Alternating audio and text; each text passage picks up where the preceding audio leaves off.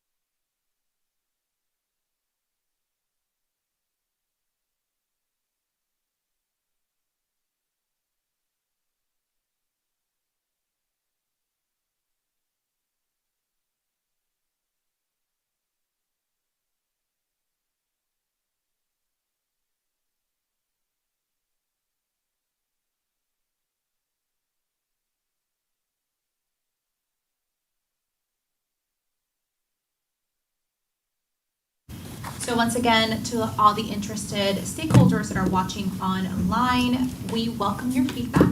As stated in the previous interviews, we will be receiving your feedback prior to making our decision. You can give us that feedback by going to the superintendent search page, finding the QR code, and submitting your feedback in that manner. I'd like to welcome you to the interview, Dr. Hembrook. You know most of us, but I will go ahead and introduce them once again. To my left, we have Board Member Cahoon, Vice Chair Booth, we have Board Member Arguello, and Board Member Melendez, and I am Terry Castillo, representing from District 1. You have 90 minutes for your interview. The first 3 minutes you can go ahead and use for your opening statement. Then each one of us will ask a question that is related to our strategic plan.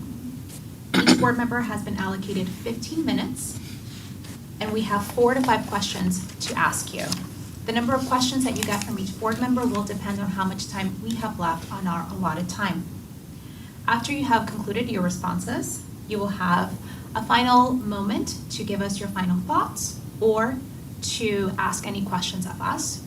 If we have time available, we have been asking the other candidates additional questions, so you may get some follow-up questions as well, if you will be prepared for that. So we are ready for your opening statement. All right. Well, thank you so much, Board. I appreciate I'm honored to be here, and so thank you so much for the opportunity. I wanted to start with also saying that I know that you have a very important, critical decision, because this decision impacts the entire Osceola community, especially the students, right, but the community as a whole. So I know that it's a really difficult decision. So I want to thank you for taking the time to research and interview all these candidates. And I wish you the best for that. I also wanted to share with you that this process has been really inspiring and really touches my heart. I'm a learner at heart. I'm constantly growing and reflecting. I don't know it all. You'll hear me say that. And so it's opportunities like this where you will ask me questions, where I've gotten to do some wonderful tours within Osceola. And just those conversations help me really think critically and help me learn along the way. And that's a big passion of mine. So thank you for adding to that today. I want to also thank FSBA, Ms. Messina, Dr. Vogel, and John Reichert have been very great, clear communication, and just really keeping me updated on the process. And I especially want to thank my tour guides today, Raquel and Janae.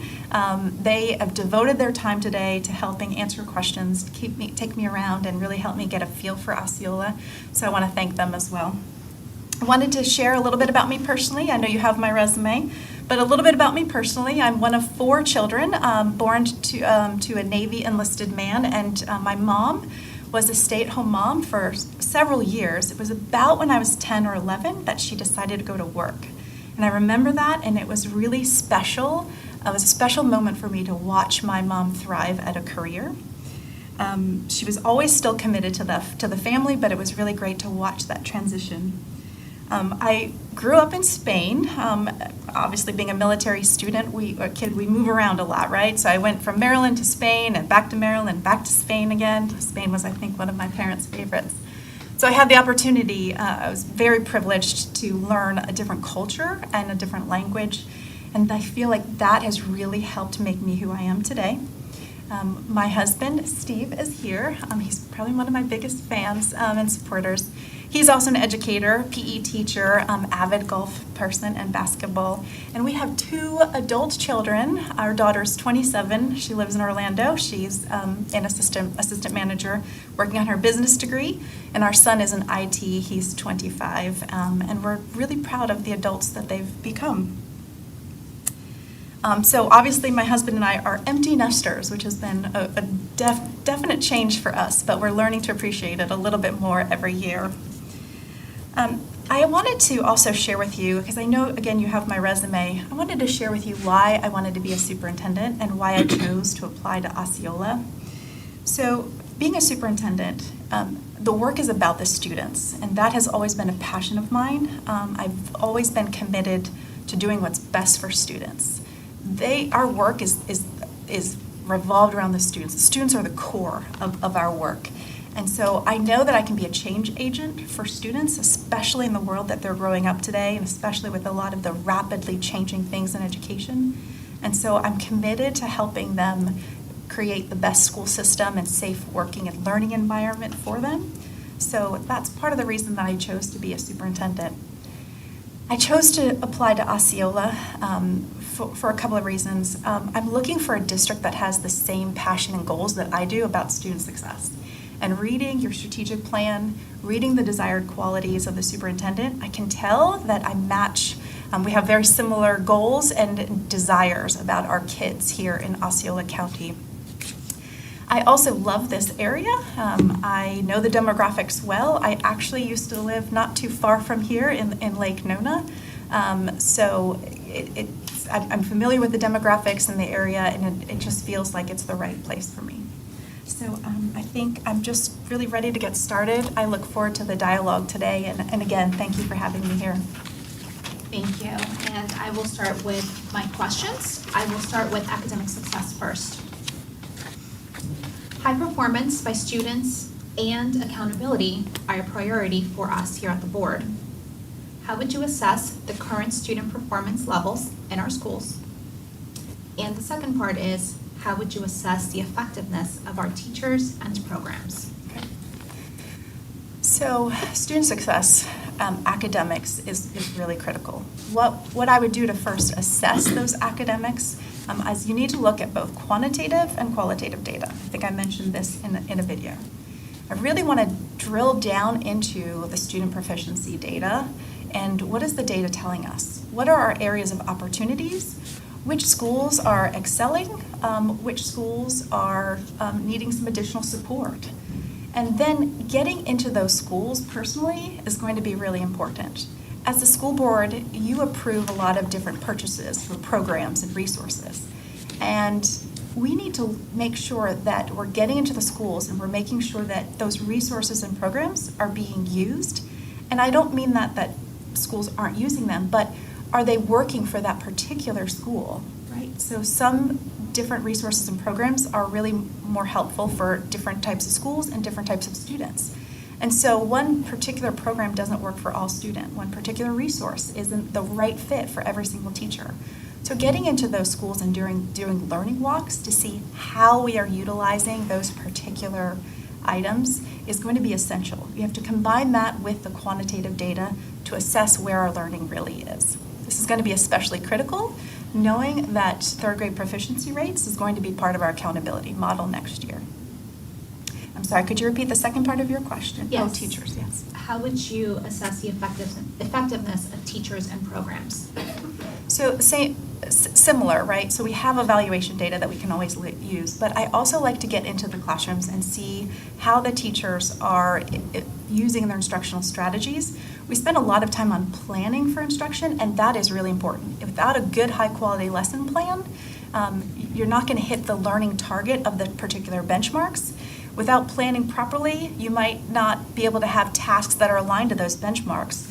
Without planning, you might not have specific supports for particular students in the classrooms. But really also looking at teachers and how they're delivering instruction. There's a right time for discovery learning, and there's a right time to let students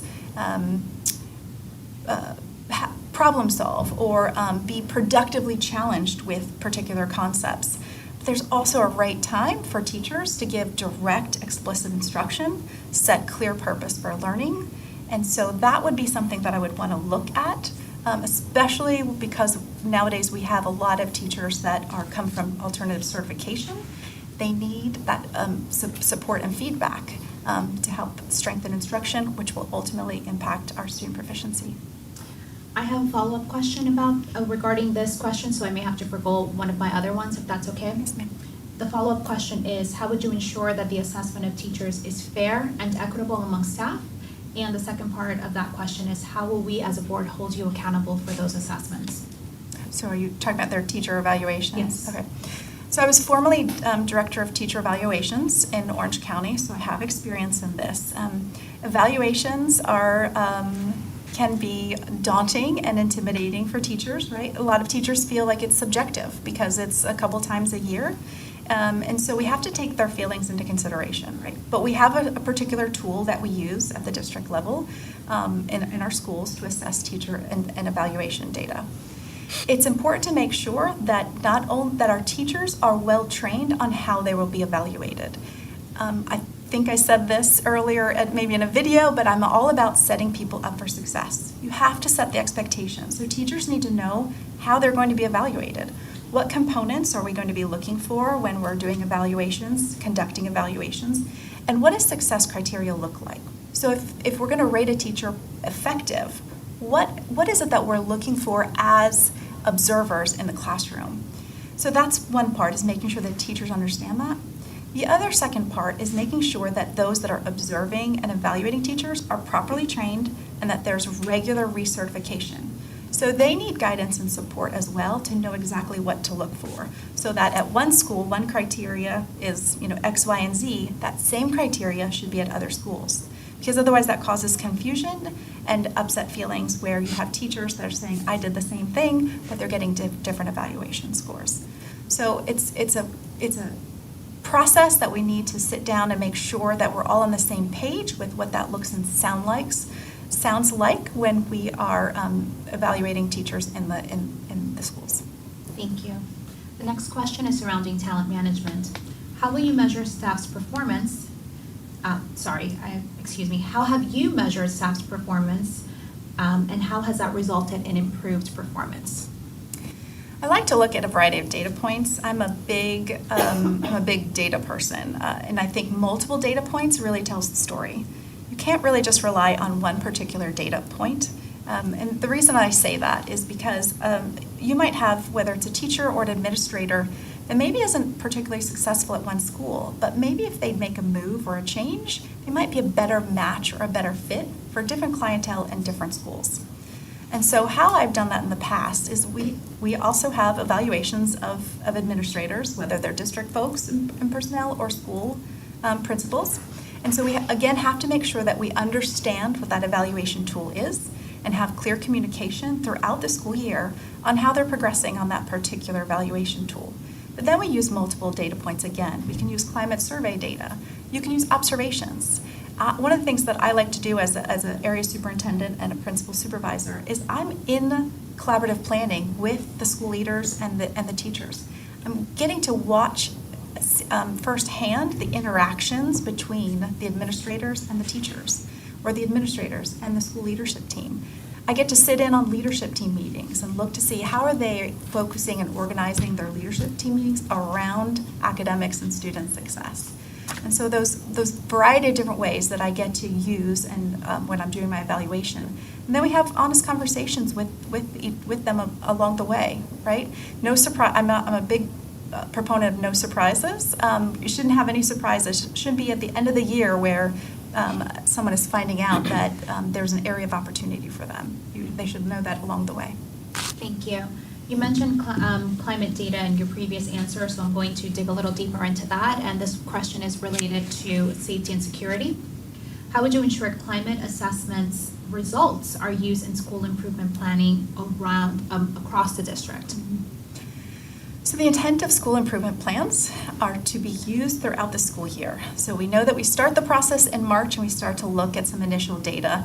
And then school teams get their state assessment data and their end of the year data. And the goal of school improvement plans is to have a school improvement plan created based on the data and what are your needs and next steps at the school level. So this should be a fluid document throughout the year. Schools should be using the school improvement plan and monitoring that throughout the year. And climate survey data is one component of addressing those specific next steps. And climate survey data can tell us a lot, especially about attendance. Attendance is a real concern right now, but climate survey data can tell us why students aren't coming to school. Is it a transportation issue?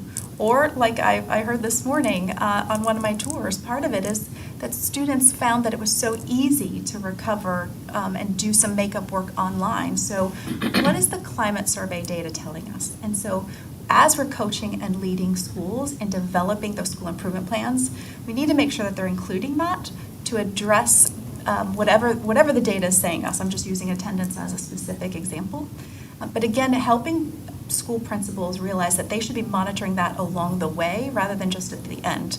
I used to always review my school improvement plan goals and progress monitoring every quarter with my leadership team.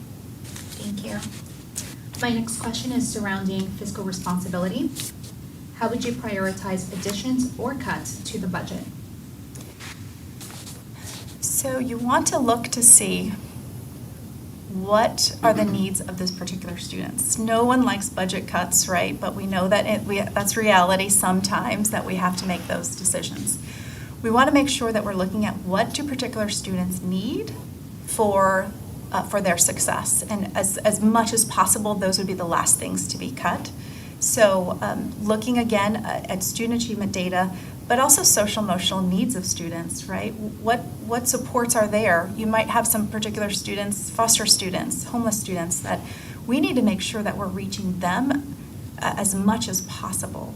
So you want to make sure that you do a full assessment of the needs of the students or the departments, whatever we're considering. You want to get a lot of stakeholder input into this because one person can't know it all.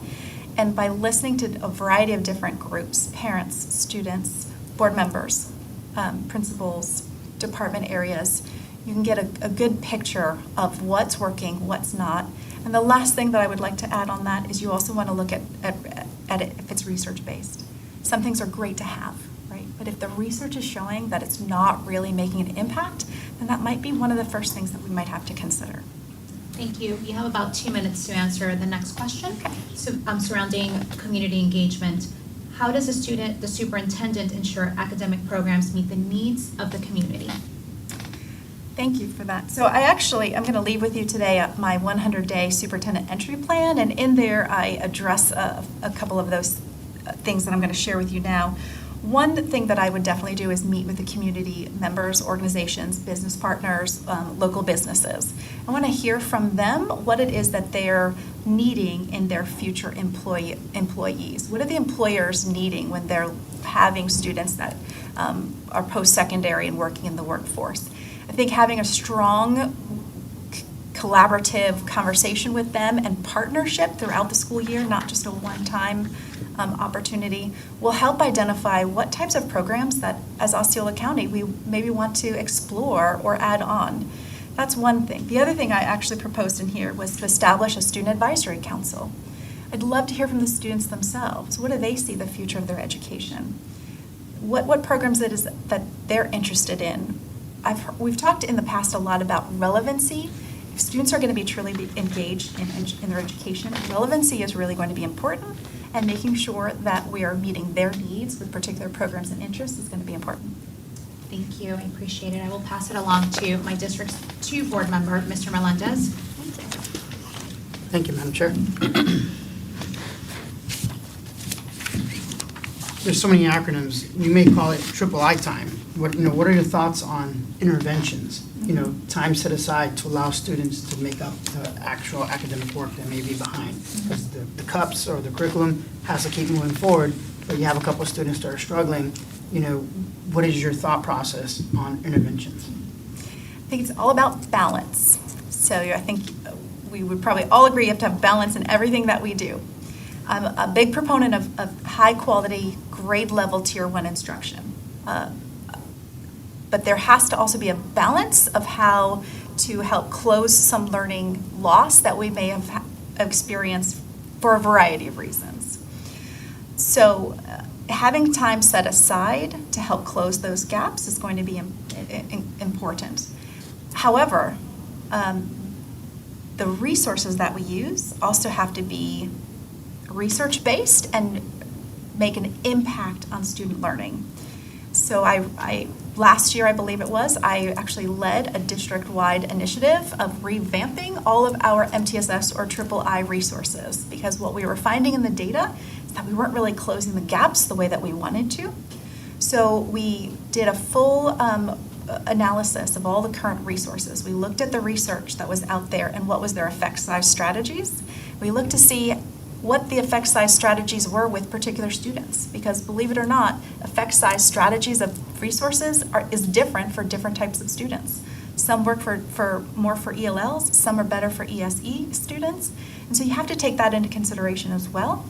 So it goes back again to that research. What is the research telling us about those resources?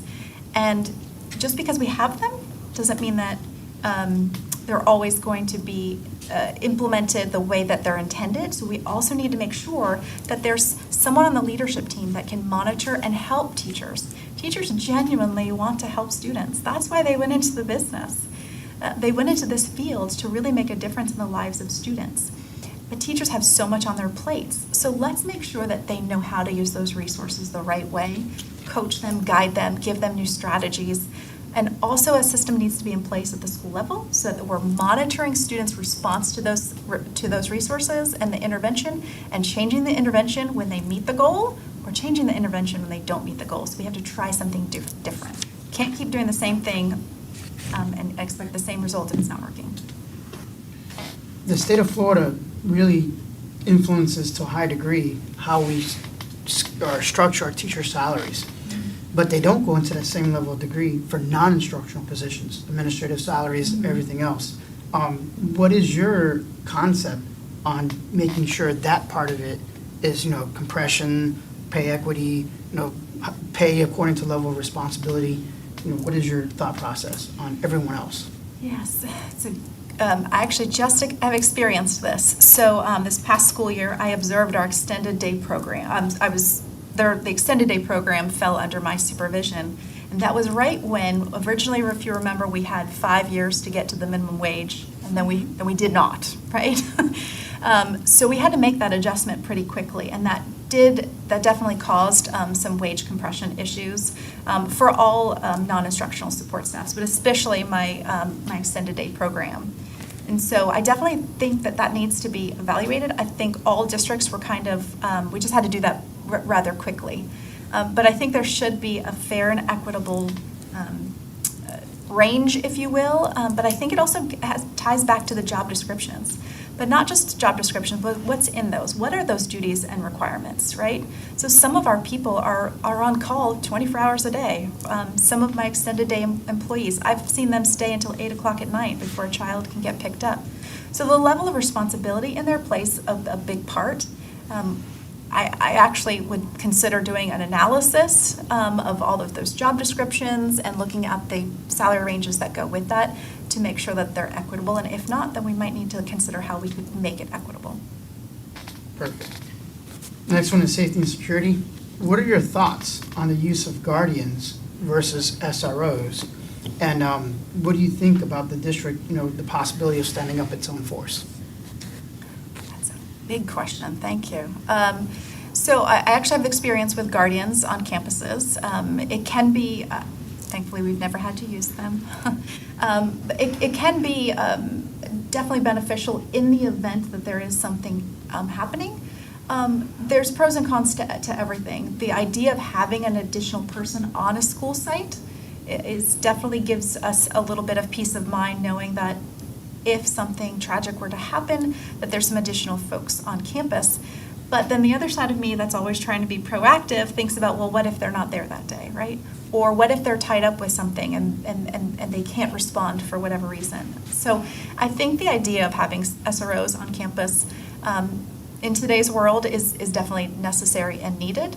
I've worked in districts where we've had the SROs contracted, and I've worked in districts where they've had their own police force. I think it really just goes down to what the needs of the particular community are, what the needs of the students are, what's the level of safety concerns, and again, we can use data to determine that. I don't know if you know about our healthcare model, but we have our own health clinic, and we hire a third party to manage it. How can we further reform our healthcare model or that provides quality care to all of our staff, but also has a goal of reducing costs so that way they don't get out of hand?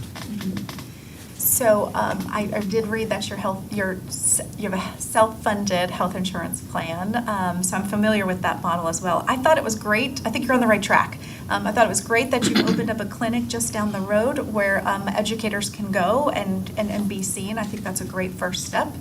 I think it's also going to, again, assess the needs of the teachers. Is that the right location? Do we need to open up another location? I think the more that we can do for employees within the limits that we have, within the boundaries, within the fiscal priorities, is going to help retain employees. And I think that that's something that we could always consider because retention is a big thing right now. What are your thoughts on the use of committees or focus groups for like different areas, like say for instance, healthcare is always an issue, this and that, but not just be comprised of staff, but they're actually composed of say community members from the outside world, so to speak, that are kind of advising you.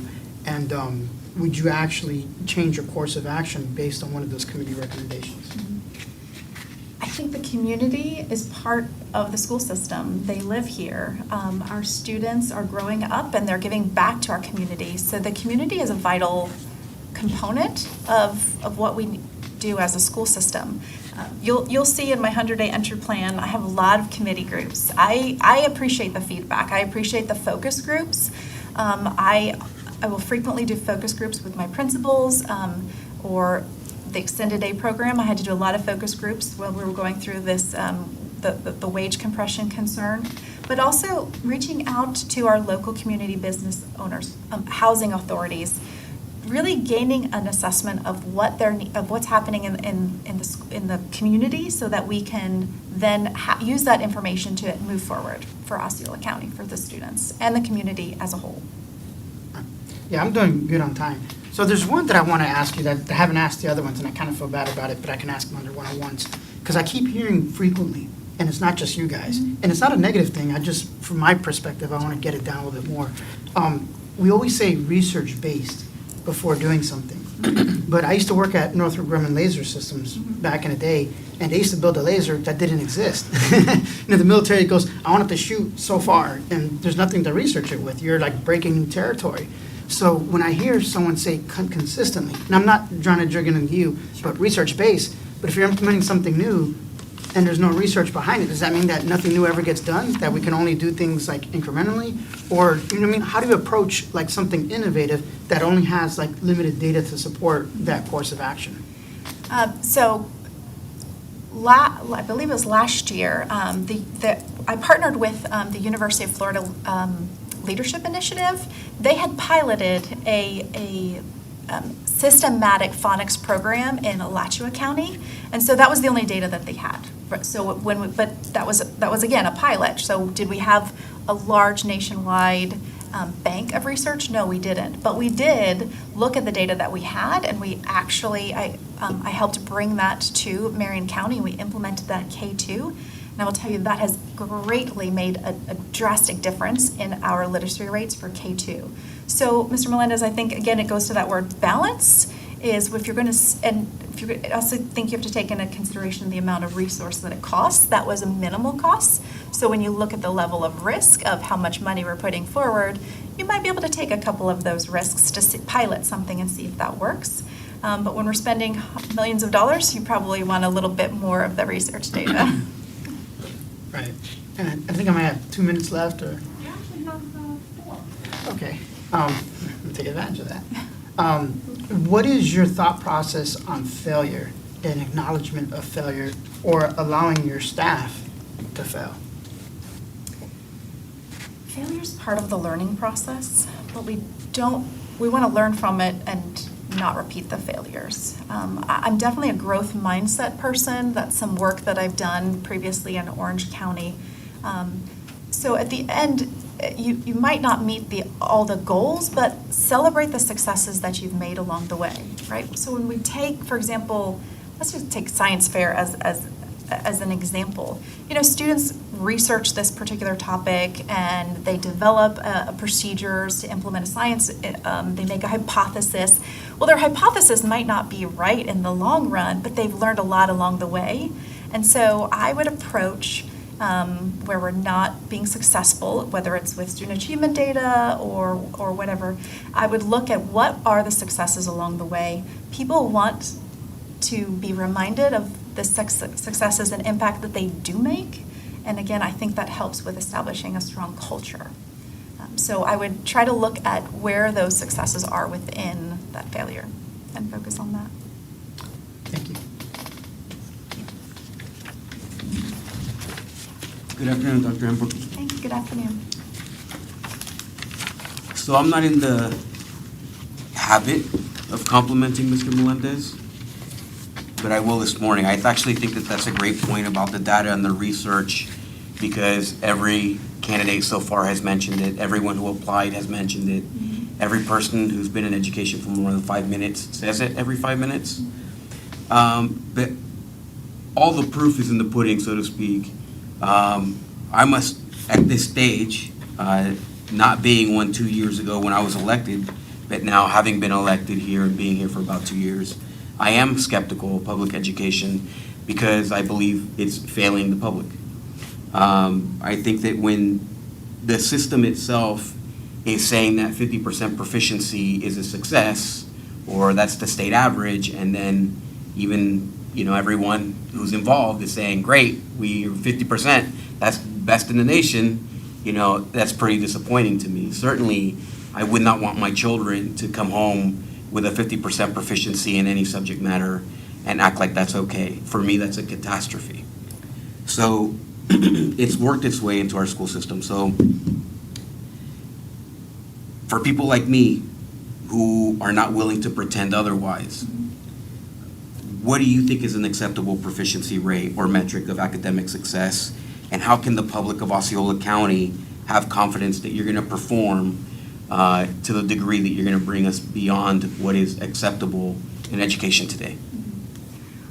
Well, I think every child deserves to be able to be successful. And if that means that they're reading on grade level, then that's their success. If that means that they can compute math successfully on grade level, then that's their success. I would love to say 100%. When I think about how we're graded, right, and how those proficiency rates come in, knowing that sometimes we have ESE students that maybe are just getting staffed and they're just getting some of those supports. Can they reach 100%? I think eventually that they can with the right supports. But will they do it that year? I can't predict that future. I'm definitely about having high expectations, though. I believe in these students have to become literate. Literacy is one of my passion areas. I would, especially in today's world, students need to be able to read and think critically. Reading is their ticket to the future, so I would definitely want to increase literacy rates, for sure. Okay. Do you think that 50% proficiency is an acceptable benchmark for education systems? I would want it to be higher than that, first, definitely, yes. Okay. Osceola County. We've not had a great record of talent management in Osceola County. In Osceola County, the way that you get a job in the top tier is by graduating high school with someone or by knowing them. And that has been not to our benefit. So some of the habits here, some of the problems that we have here, as perceived by me, is that we make excuses for those that do not perform. We allow conflicts of interest. We cover up as much as we try to fix problems of wrongdoing. And we have a culture that promotes that, right? It's never addressed. So how will you breathe new life into our talent management system or aspects as superintendent? I think every talent management department needs to have a clear process and procedure of the hiring process. So what does recruitment look like? What does the interview process, the selection of candidates? So something that we do right now with my colleagues, my area superintendents and I, when we have a vacancy for a principal position, we sit down and we talk about, okay, what's the same criteria that we've used before? We include stakeholders at the school level, so we ask the community, what are they looking for in a new principal? We ask the staff, what is it that you're looking for in a new principal? And then we create a quality list of what they're looking for in a particular candidate, quality-wise. And then when we screen our applicants, it's based on those qualities. So for example, if they're looking for somebody with an ESE background, then the candidates that we end up selecting for the interview process should have that ESE background. If you use screener questions, we have the same screener questions for those schools. So I think it's about the clear process and system and procedure that you have in place. I'm a big systems person, so that's what I would look at. When you look at your leadership team, how will you fill those roles? Again, speaking to our history, we have a culture where it's okay to, or where it's not okay, where we end up with yes men, so to speak. So how will you avoid that? I need to look at the team that I have in place. There are a lot of talented people out there in education that truly want to make a difference. They want to work for a high-performing district. They want to help a district reach its particular goals, such as what we have in the strategic plan. Sometimes it's about finding the right person for that particular position at that moment. How would you hold your leadership team accountable? For their goals? Mhm. So I plan on having one-on-ones with my leadership team. We will set those goals, we'll look at their areas that they're over, and we'll talk about what is the data telling us, right? What is the performance that's coming out of those schools, whether it's transportation, facilities, but what are the goals and what's the progress towards those? So just regular communication with those staff holders. Would you recommend, now speaking of Area 3 fiscal responsibility, would you recommend a deep financial audit so that you know where you are when you're coming in? I think having some type of audit in any new position is important. I will tell you, as where I've worked before as a new principal, you had an audit immediately for that school. So you did a full inventory and you did a full audit. So that way you're setting up that person for success, knowing exactly where they are, what they have. That honestly, personally, was really helpful to me. It helped inform me, but it also helped make some decisions for the future. Great. Area 4 of our strategic plan, community engagement.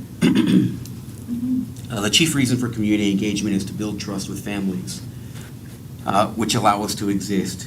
So many of the opportunities here in Osceola County kind of skirt true community engagement by stacking committees and surrounding leadership with people who are loyalists. How will you surround yourself with the most talented people? How will you engage the community and involve them as much as possible? I appreciate that you said engage. Actually, Raquel and Janae and I talked about this morning. It's not just about involvement, but it's about engagement. And when I say engagement, I mean two-way communication. So there will be times where, yes, I'm going to have focus groups and hear feedback and get input about, for example, how am I doing on my first 100 days? But really having that two-way engagement to share back with those particular community members or parents, whomever that is, that's going to be really, really critical to making sure that I understand their goals and desires for Osceola schools, but that also they understand what our goals are so that they can help support those and so that we can work together. Okay, regarding school safety, I think many of the answers that you would prepare for are already going to be asked, right? So in Osceola County, we have some issues where there is a disconnect from people who are reporting some type of abuse, right? Whether it be fraud, waste, and abuse, or whether it be sexual misconduct at the school site level. So would you commit to a third-party ombudsman for all sexual misconduct, fraud, waste, and abuse allegations to secure the safety of our students and employees? So repeat that one more time. Would you commit to a third-party ombudsman for all sexual misconduct, fraud, waste, and abuse allegations to secure the safety of our students and employees?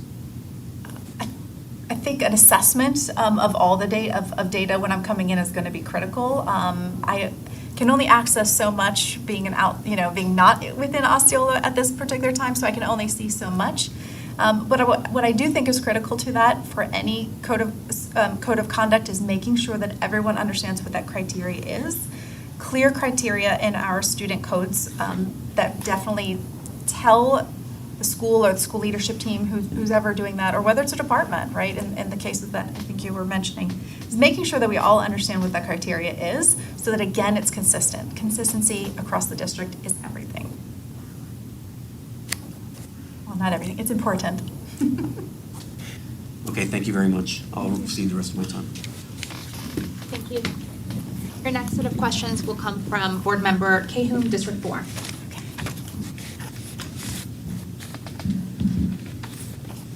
I think you probably answered this a little bit, but what strategies would you introduce to raise the test scores and reading levels of our lowest quartile students in all populations, high school, middle school, elementary school? So I think one of the things I want to start with is saying that test scores are important, but if we teach the students and we really focus on learning, those test scores will come. I know I just said I was a data person, which I am, but I want to make sure that, especially the teachers, that know that it's not only a numbers game, but it's really about the student learning, because that's really where their heart is and their passion is. But some of the particular strategies that I've been successful with is really using progress monitoring data. We could use the FAST PM data, or if there's district internal data that we could use as well. But anytime we have that data, we want to look at that data by teacher level to look to see which groups of teachers are performing, or which groups of teachers might need some particular support. And I say that because some teachers might just be more skilled at teaching a particular benchmark than others. And so if that's true, how can we capitalize on that? And so that would be definitely one strategy. But also getting in and doing learning walks, regular learning walks with those principals, the assistant superintendents, and looking at instruction, taking some data points from those classroom walks. I've implemented some Tier 1 learning walks in the last 2 districts that I've been in, and using that data in conjunction with the progress monitoring data, the teams can then use that data to then determine action steps between now and the next progress monitoring, and really honing in on what that area of support is. It could be a particular grade level, it could be a particular teacher. It might be that particular school has an influx of brand new teachers. So that might be their strategy that they might want to put in place to help elevate student learning. That would be different by every school, because every school has different teachers, different needs of students. Thank you. In regards to talent management, what steps would you take to create a culture of high expectations for our employees? I think I mentioned I'm all about high expectations, and I think people want to reach those high expectations, but having clear communication with them about what our goals are. I know our strategic plan is sunsetting at some point, so I actually talk about the possibility of developing a new strategic goal in my 100-day entry plan, but making sure that our employees know what areas they impact. And so If you're at a school level, some may think, oh, I'm just student success, but you're not really. You impact community engagement, and you impact safety and security, and making sure we're having those communications so that all employees understand what our vision is, what our mission is, but especially what those goals say, and what are those key strategies that we're implementing, so that when they're working towards that, they know what their level of expectation is. I also think part of that is giving them feedback along the way and letting them know of the impact they're making. I recently was in a classroom, and there was a paraprofessional working with a small group of students, and just letting her know what impact she was making with student success really went a long way with her. It helps reassure her and let her know that she's on that track towards those high expectations. I'm going to ask you a second question here that I have not asked the other candidates, so hopefully I'll get a chance tomorrow during my one-on-ones to do this with them, but you gave me the idea. I'm a former teacher, and I think I hear from some of my former colleagues that are still in the teaching profession here in Osceola that they don't maybe always know what's in our strategic plan because it's built here at the district level. So how would you get that into their classroom so that they are really making sure that they are impacting that plan as we move forward, or giving their input on how to create it? That's a great question, because I see that I've seen that as well. You can use a lot of different ways to do that. One way that I've done it in the past in my current district is the steering committee, which I was fortunate to be on. We were the ones that helped develop that, and we had a board member on each of the areas, which I thought was really a great idea. And so once we developed that steering or the strategic plan from the steering committee, then somebody from each of those goal areas was then responsible for training and delivering to different departments. And then from there, the departments took that down, or the area superintendents, we took it down to the principals and so forth. The other way that we can do that is also putting that on Canvas, on a Canvas platform, whether it's me as a superintendent giving an overview, maybe not all in one video, that might be a little overwhelming, but taking it goal by goal. And again, just kind of like what I talked about with the school improvement plans, coming back to it regularly. Yes, we need to definitely communicate that, but it's a living document. It's something we're working towards all year. And so having continual reminders, videos, Canvas platform modules where we can share that, I think is going to help get it down to that classroom level. Thank you. In regards to safety and security, what have you found to be the most effective strategies to address student social, emotional, or other non-academic challenges in collaboration with parents? In today's world, we have to really be proactive about that. We've used VEST data that really assesses students' social emotional needs. That's one way that we've looked at that, and then we can use that data to then reach out to families and talk about what supports, do they need supports? Were they aware that this was some of the feelings that their children were having? But we also use what we call a homeschool liaison, and that is a person that reaches out to families. So you have one person at every school site. Their main job is to reach out to families. And so whenever we have a problem-solving team meeting about particular students, or a multidisciplinary team meeting, I'm trying not to use acronyms, Mr. Melendez. Whenever we have that, what is the team saying about that particular student, and do we need to reach out to those parents? Parents oftentimes are just not aware of the resources that we can provide. I think it's also important to partner with local health organizations, local community members, local groups that can also help provide those services, but perhaps even help communicate, right? So if a parent takes their child to a pediatrician and the parent says, well, I'm really struggling with this for my child, let's inform that health group there, that pediatrician, of what resources that as a school district we can offer within the school day. Thank you. My next question about fiscal responsibility is multi-pronged, so I will ask the whole thing, but I can also repeat it as needed through the process. Tell us about a large critical budgetary decision you made in the past. What was the situation and who did you involve in the situation? What analysis or information did you gather to support your decision-making process, and what was the impact of your decision? The MTSS was probably the big one, because we revamped the whole entire elementary intervention materials.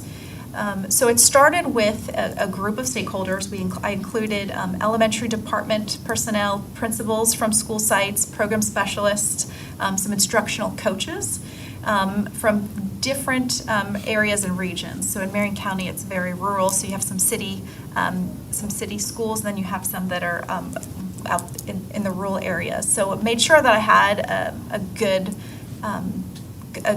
representation of the different school sites. So then we talked about what were the resources, and what was the data telling us. We really looked at all those particular current resources. We talked about what was their observations of how teachers were using that and how students were responding to that. And then we looked at the research. So we used What Works Clearinghouse, and we looked at what was the current research say about those particular systems. And so that really was a couple $2 million where we had to make some decisions. But the investment for our kids was really powerful.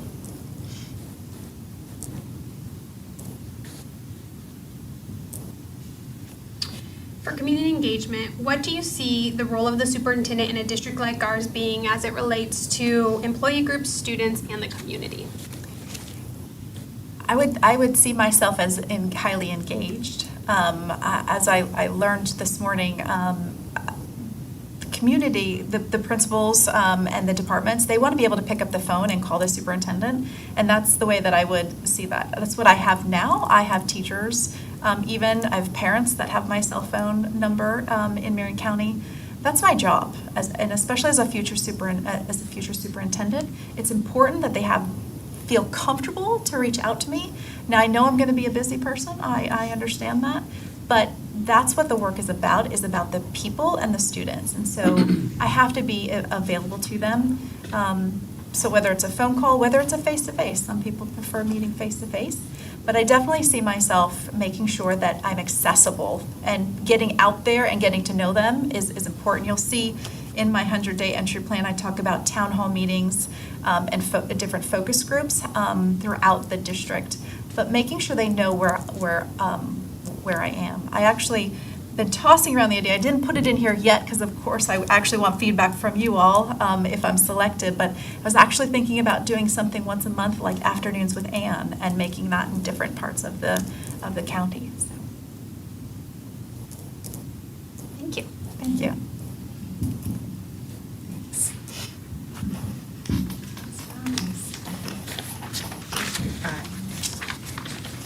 Okay. To deal with academic success and our strategic plan, I know we discussed a lot of that today. How will you ensure that all students, in particular the highest quartile students, that they achieve at high levels in every school? As a former gifted teacher, that's very, very important. And I'm passionate about academics and curriculum instruction, if you haven't noticed. So when I was referencing earlier about using the progress monitoring data to determine our next steps at a particular school site, you can use that same data to look to see how are our highest performing students performing.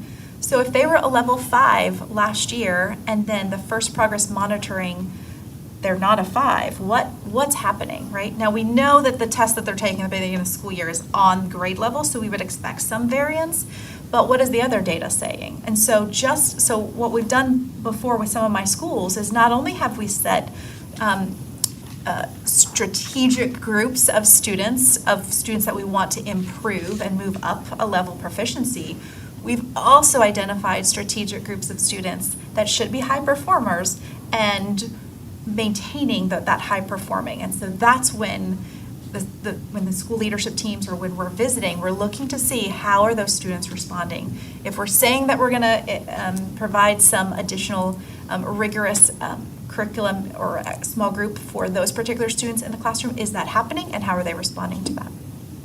Thank you. We're next with talent management. As you know, this is a critical need area. And what is your immediate plan for teacher, substitute, and bus driver recruitment? So hiring is definitely a challenge. I think everyone is looking for people. I would like to immediately look to see what our onboard processing is. So what is our new hires walking away with? Do they have the immediate supports necessary to be successful? Do they really understand what their job responsibilities are going to be when they are first hired? Because if they don't understand that right away, they won't be able to ask you for support, right? So just like as a future superintendent, one of the first things that I want to do is sit down individually with each of you and ask you, what are your expectations of me? But new hires are very similar. We need to make sure that we're setting them up for success. And based on their job duties and responsibilities, they might need some additional time or support in order to be successful. So that would be one of the things that I would immediately want to do so that we could retain them. Our next one is safety and security. What is your experience with emergency management plans and processes in a district? So I'm part of the district emergency response plan. We actually just revamped ours this past year at the district level. We obviously worked in collaboration with our district emergency operation team as well. And we've done a lot of work on different response levels, whether it's weather, whether it's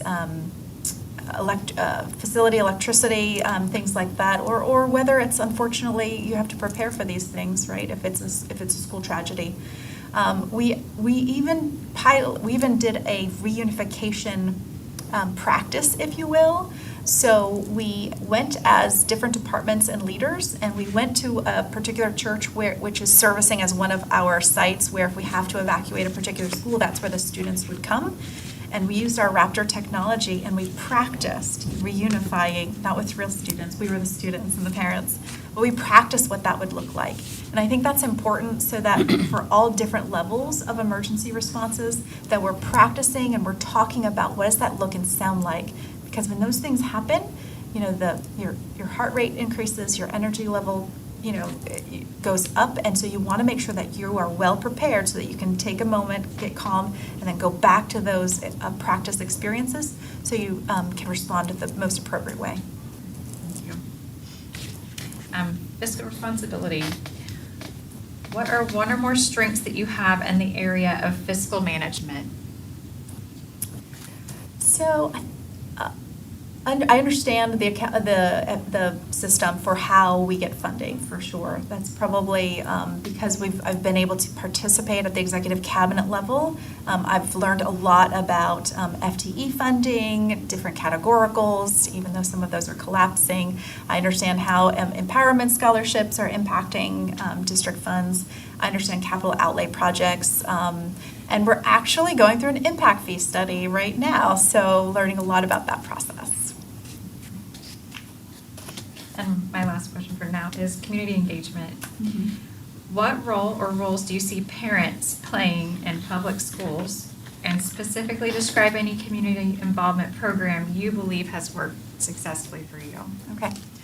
I think after COVID, parents learned a lot about education because they were able to watch it through virtual learning. And in addition to that, I think what they've walked away with is they've gained an appreciation for what we do.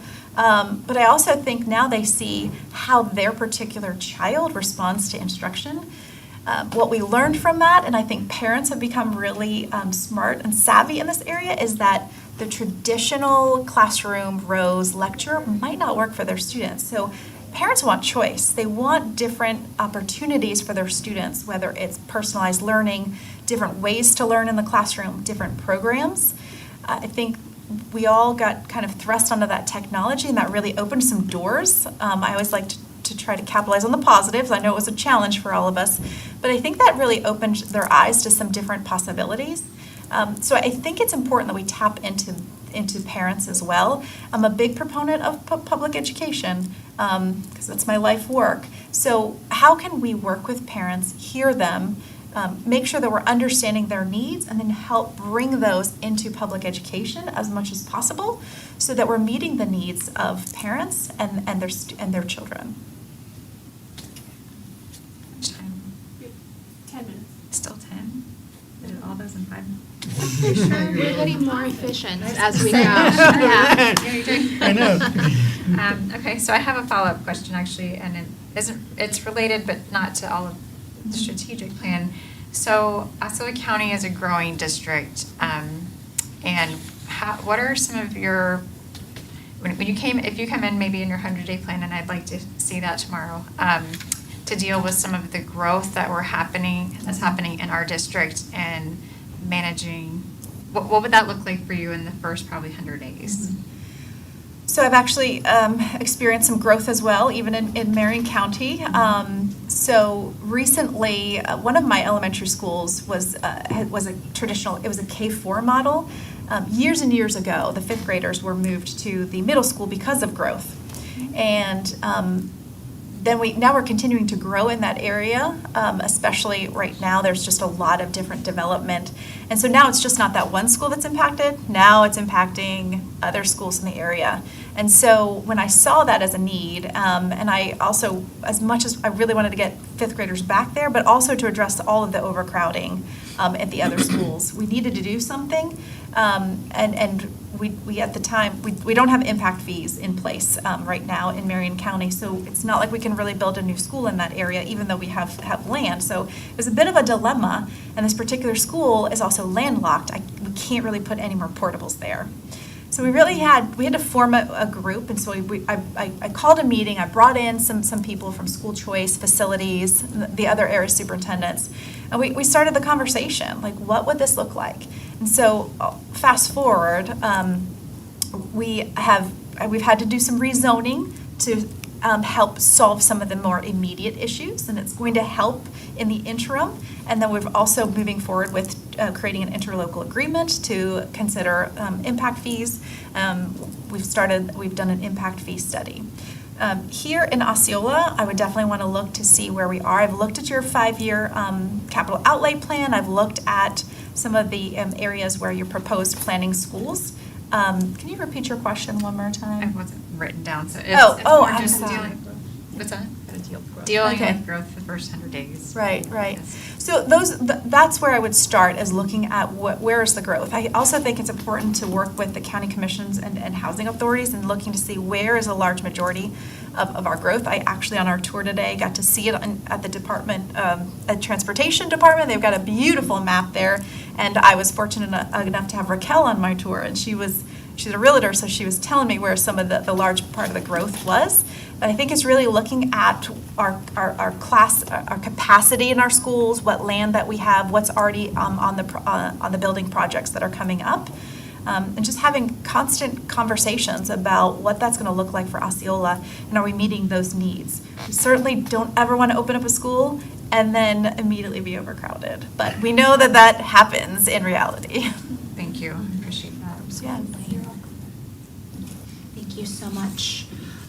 So this is the end of your official interview, although we still have about 10 minutes. Okay. So first, you will have an opportunity to give us any additional information that you may not have shared yet with the board. Okay. And you may also ask any additional questions based on what we have asked here in the interview. In addition to that, some candidates have had additional questions because we had extra time. So if any board member has follow-up questions that they were planning on asking tomorrow, they may decide to ask them today. But we'll go ahead and start with any additional items that you'd like to share with the board. Okay, yes, thank you. So first, again, thank you for the dialogue. As I said, I am a learner at heart, and I love conversations like this because your questions make me think, oh, what do I think about that? I don't know it all. I know a lot, but I think conversations like this really help me to learn and grow, so I appreciate that. I know that a lot about what I talked about, and I know when you see this, it's going to be very detailed, and you're going to probably say, can she really do that? I love to work. My husband is here. I don't sit still well at all. I absolutely love to work. I love to be busy. Even when I'm with my family, I'm always thinking and processing in my head. My daughter actually teases me and says, "Mom, how's your staff meeting going?" Because she can tell that I'm thinking. So I also wanted to just share with you that I know that there's going to be opportunities and events, so I'm ready for those. I'm also ready to be a superintendent because of the experiences that I've had. I've worked in a lot of different districts. Well, not a lot, maybe 1, 2, 3, 4, 5. So 4 or 5. I actually think that makes me a good candidate because it's given me a different way to look at things. Because not every district does things the same way. And so by working in different districts, it's helped me look and learn about some different ways and systems that we can capitalize on, but it's also helped me become an innovative thinker about comparing ways of work in different districts. So I think that's actually helped me in my roles, in my pursuit. I also wanted to talk about being in schools. That's a big, it's very important for me. It's one of my big goals. Being in schools, again, and I think I mentioned this, it helps me see the work in action. If we're truly going to change and improve student learning, the work happens in the classrooms. Our teachers are working really, really hard, and we need to make sure that we're in those classrooms, supporting them, being their cheerleader, answering their questions, engaging with them, looking at what are their challenges that they're faced with, but also looking at their successes. They have a lot of successes. And so when we find those successes, we need to recognize them for those successes, let them know what an impact that they're making. And those successes we can learn. Whenever we have to implement something new, we can capitalize and grow on those particular successes. I think we talked a little bit about communication. Communication is really, really important. Clear, consistent communication. I expect to have at least biweekly meetings with each of you, but I would expect that we would probably talk on the phone almost daily. I'm prepared for that. I think that's important for us to make sure that we're making decisions for the best interest of the students and the community. And then I think I just want to kind of go over this just a little bit for you. I've divided it into three phases, with a pre-entry phase as the first phase, and then phase 2 and phase 3. You'll see it's again it's very detailed, and each of the key activities builds on itself from phase 1 to phase 2 to phase 3. It's focused around 6 fundamentals, which are board relations, teaching and learning, engaging with stakeholders, a safe learning and working environment, and operational human resource capital and strategic planning. And then in here, I've also embedded 4 pillars that I plan to follow throughout my superintendency, but especially the first 100 days. And what those 4 pillars are is to engage, listen, learn, and lead. I know that the leadership is important as a superintendent. That's my ultimate role in making those decisions. But it's especially, though, important for me to engage with all of the stakeholders here in Osceola. That includes students, parents, community groups, and especially you all. So I want to thank you again for the opportunity and for letting me share a little bit about who I am. Thank you so much. We do have still a little bit of time, so I'd like to offer up any additional questions to board members. I have one follow-up question that I was going to ask, but I think that the community may want to know this as well. You spoke about your first 100 days, and you spoke about having conversations with stakeholders regarding what industry programs we should have. So I'm curious to know, just based on, if you know, you may not know yet, if you know, based on Osceola's demographic, which industries, and I'm speaking about the demographic of businesses specifically, which businesses would you survey during your first 100 days to obtain the data that will inform what programs we should be offering? I think in the very, very beginning, I would just kind of open it up because I don't know as much yet. But opening it up to a variety of different businesses and organizations, also talking to principals and other community members. And as I do that, I'll learn and gain information about potential other business organizations that we might want to partner with. And then I would invite them specifically to either another focus group or maybe even a one-on-one. So that's where I would start to determine, do we need to add additional programs? And if so, what might those be? Thank you. I'd like to offer up the time to any other board members. I will start with District 4 and 5 because they haven't asked that many questions. I want to make sure I'm being equitable. Do you have any? I think I'm good because I haven't asked the others. I want to save some of those for tomorrow. Perfect. Vice Chair? I do have one question. I know you talked about, sorry, microphone. I know you talked about the younger ages, literacy. Can you talk a little bit just about your experience with CTE? Yes, right now I supervise only elementary schools, but in Clark County, I supervise K-12 schools. One of the things that I did out there is when we were talking about our school, with our school administrators in feeder patterns, is making sure that we had the CTE programs that fed to each other, like from middle school to high school. It had to make sense for that feeder pattern. Other things that we were able to add was we added some CTE programs at the middle school, and even at the elementary school, we were able to add not necessarily formal CTE programs, but components of that, and we embedded that into their special education areas. I think eventually, long-term goal, I would love to see something like that for elementary and middle. The other thing we added was I've done added AP, pre-AP classes. So one of the things that we noticed was our students were getting into AP classes. That wasn't the problem, but they were struggling in the classes and then passing the assessments. So that was another component of CTE that we added, is adding those pre-AP classes in that freshman year of high school. It kind of exposes them to that critical level thinking, the level of work, and some of that area, so that the students were actually more successful when they got into AP. We've added equine and aviation in Marion County. One of my elementary schools is actually going to be adding Aviation Academy at the elementary level. We've also added Project Lead the Way at one of my elementary schools. Then I have a few schools that have those magnet programs, and one of the things that I make sure that I do with them is we look at that progress monitoring data, but we also look at the magnet data. And are we implementing that magnet program the right way in the schools? Does that answer your question? Yes, thank you. Thank you, Mr. Melendez. Mr. Arguello? Yes. Thank you, Madam Chair. And this was a very similar question to the other candidates, and you happened to bring up your own scenario, which is a little bit different. You talked about the interlocal agreement to set up an impact fee, right? That's what the county commission. We had our own issue with the sales tax distribution funding, but I actually want to follow through on your scenario, which is similar. Let's say the county commission don't want to implement your impact fee, but you know that the impact fee will benefit the schools because you need the growth.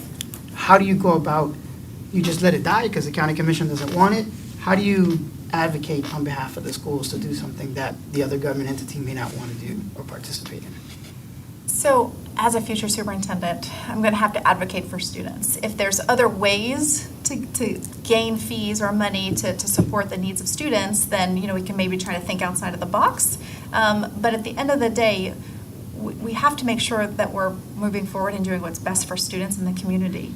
I think having clear communication and talking about why that might be a barrier, or how can we show you that we're going to use the funds, right? So especially when we're asking taxpayers to agree or to vote on a particular bill where they're going to have to pay additional taxes, we have to be clear with them about what that money's used for, what it looks like. Oftentimes, I've actually taken tours for anybody, local business people or community members that serve on a council to kind of oversee some of those funding sources. Take them into classrooms and schools and show them, here's where the money goes. Like, this is what it looks like. And I'll just have one more question, so that way my colleague can go there, because I think you're pretty comprehensive. And you kind of said in your conclusion already, but I just kind of want to reiterate it, that this is a very competitive process. And we have, 4 excellent finalists. It's almost like finding the needle in the haystack to find a difference between them. They really are quality candidates. This is your opportunity. Sell me. Why shouldn't I even listen to the next superintendent coming up? Why should we say you are the perfect fit to be our next superintendent of schools? So my strengths are curriculum instruction. So if one of your large goals is to improve academics, improve literacy, and our proficiency scores, that's my wheelhouse. I'm also really strong in developing systems, whether they're communication systems with staff or with board members, the community.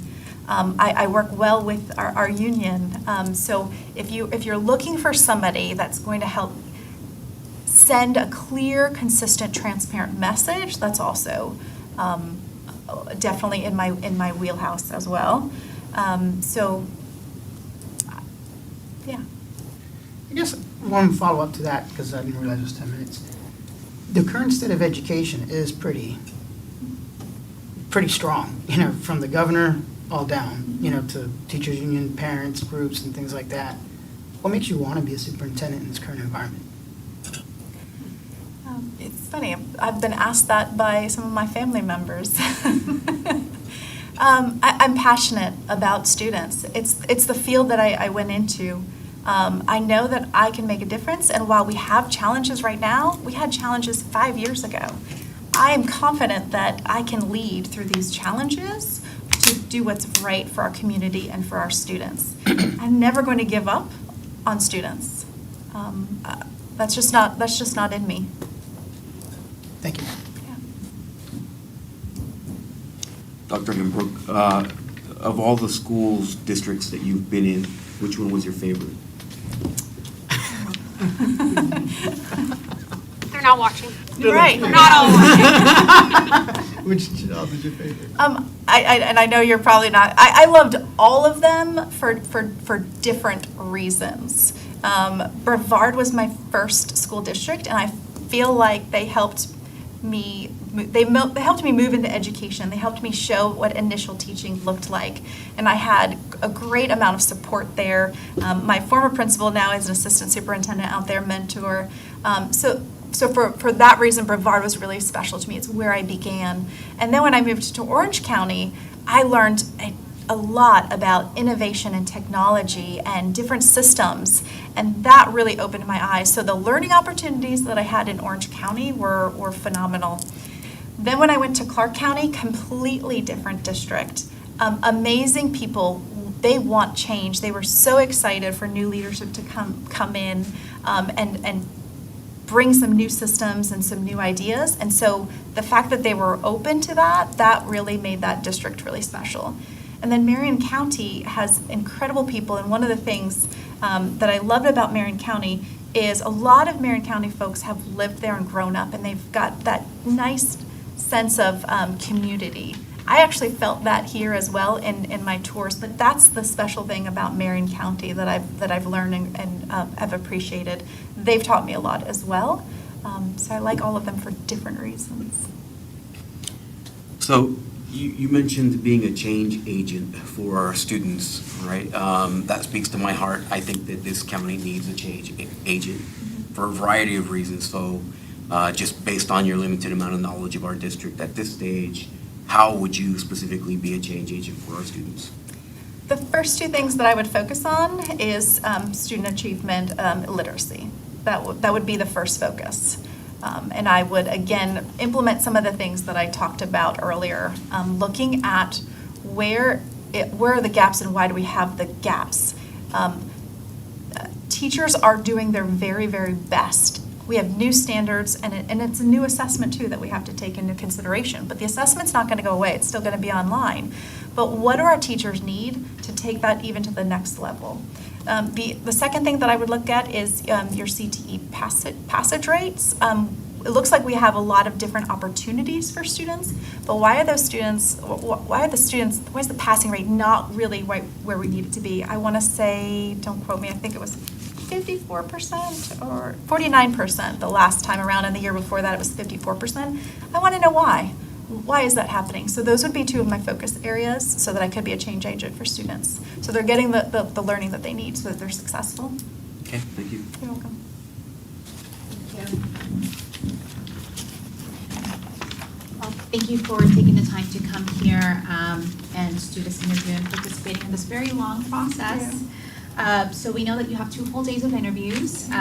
This one is coming to an end, but we still have that meet and greet that's coming up. That's an important one. You've done tours. I know you have a little bit more to do after this interview. Remember that tomorrow you will meet individually with each board member for your one-on-one interviews. And if you have any questions about anything, your schedule or anything else, please make sure that you are speaking with FSBA. And with that, we will close your interview. Thank you again for having me. Thank I appreciate it. We're going to pass those out. Yeah, the Yes. Oh, yes. Andrea, are We have these a lot of going reading to do online today. for